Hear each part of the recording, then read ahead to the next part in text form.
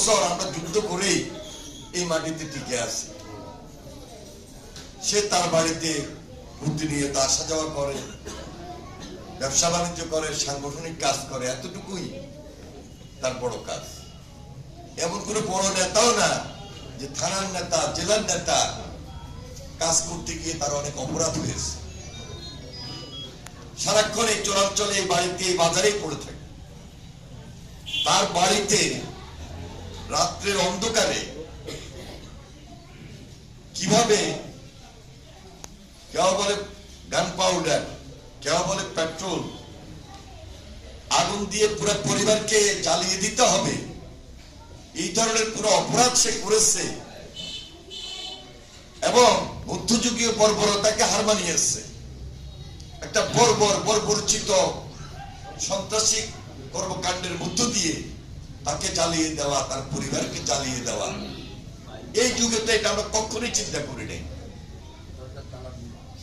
এবং বাইরে তালা দিয়ে আটকিয়ে দিয়েছিল যেন কোনোভাবে বাইরে না হতে পারে।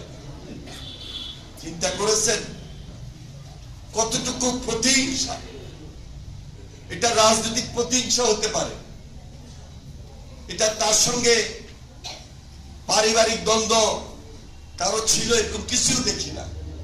সে শুধু আমাদেরকে একটা কথাই বলেছে যে আমি বিএনপি করে আমার অপরাধ হলে এটাই হতে পারে।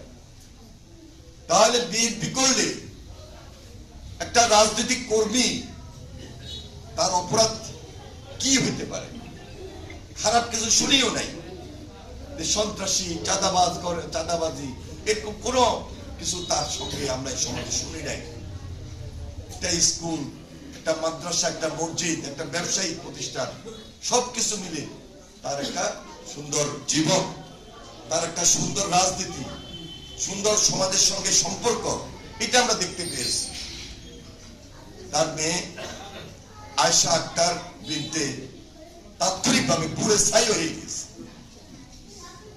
কেউ তাকে উদ্ধার করার মতো সুযোগ ছিল না।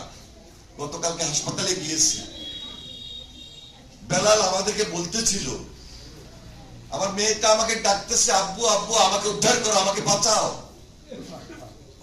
আমি বাঁচাতে চেয়েছি আমার ছোট মেয়েটা, বড় মেয়েটা, তাকে আনতে গিয়ে, বাচ্চাদেরকে আনতে গিয়ে বড় মেয়েটাও সে অগ্নিদগ্ধ হয়েছে।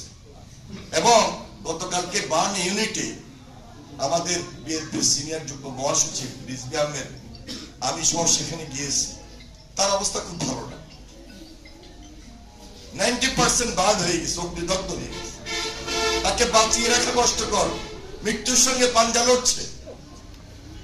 একটা মেয়েকে আগুন দিয়ে পুড়িয়ে ছাই করে দেওয়া হয়েছে, আর একটা মেয়ে মৃত্যুর সঙ্গে পাঞ্জা লড়ছে। যে কোনো সময় আমরা একটা দুঃসংবাদ হয়তো বা পাবো।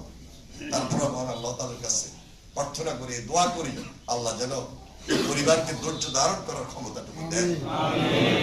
আমরা প্রকৃত বিচার চাই, তীব্র প্রতিবাদ জানাই।